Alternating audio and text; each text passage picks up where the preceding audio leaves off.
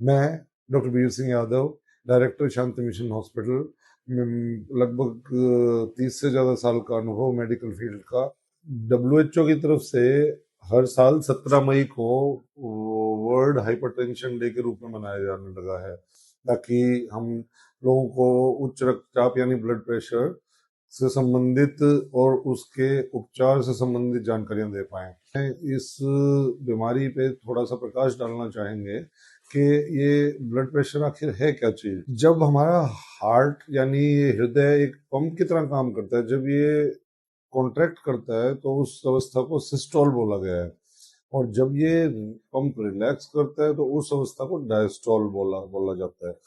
हिंदी में समझे तो जब ये हार्ट ब्लड पंप कर रहा है तो उसका जो दबाव धमनियों पे पड़ता है, उस दबाव को हम एक पर्टिकुलर इंस्ट्रूमेंट है जिसको इंग्लिश में स्विग्मो मैनोमीटर कहा जाता है, यानी आम भाषा में बीपी ऑपरेटर्स, हम सब लोगों ने देखा भी होगा, सुना भी होगा। तो उससे हम ब्लड प्रेशर को मापते हैं, तो उसको सिस्टोलिक ब्लड प्रेशर कहेंगे। और जब ये एक एक कॉन्ट्रेक्शन से दूसरी कॉन्ट्रेक्शन के बीच की अवस्था है, उसको डायस्टोलिक ब्लड प्रेशर कहा गया है। इसका यूनिट क्या है, इकाई क्या है मापने की, वो है मिलीमीटर मरकरी, यानी कितने मिलीमीटर ऑफ मरकरी का दबाव पड़ रहा है धमनियों पे।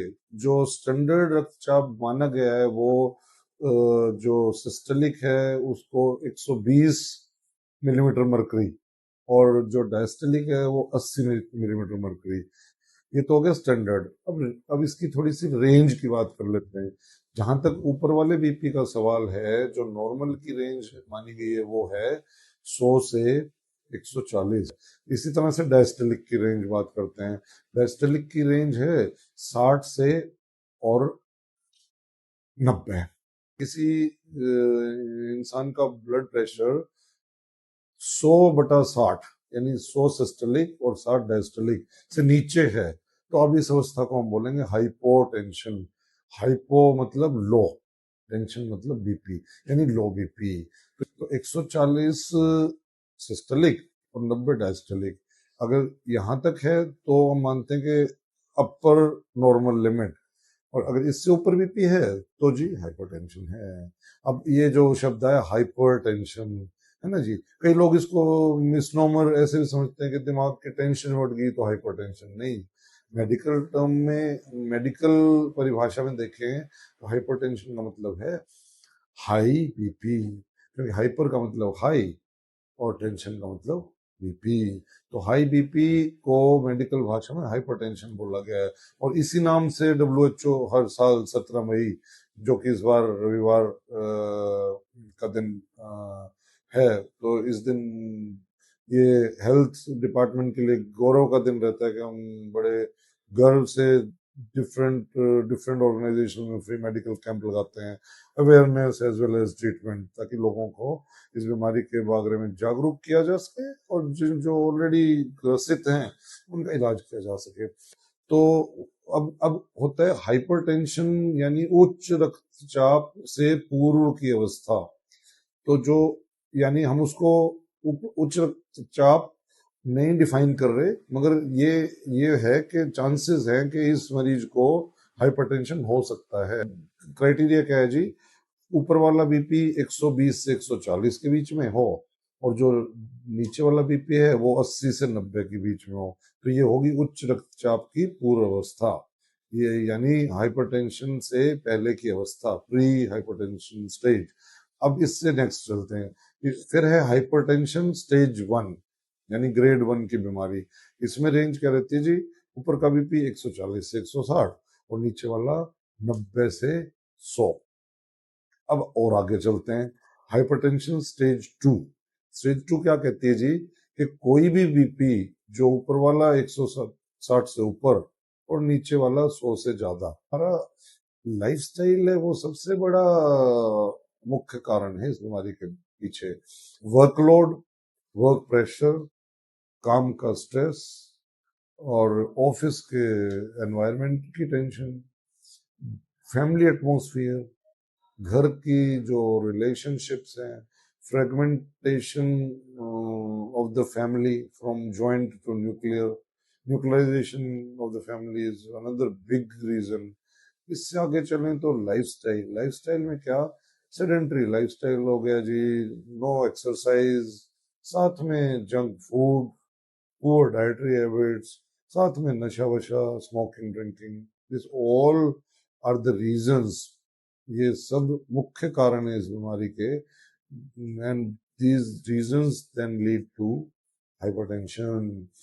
160-100 से ऊपर बीपी है, अगर 6 महीना से ज्यादा वो सस्टेन कर गया जी, तो there would be some side effects, किसी बॉडी के किसी ना किसी अंग पे दुष्प्रभाव जरूर पड़ने वाला है।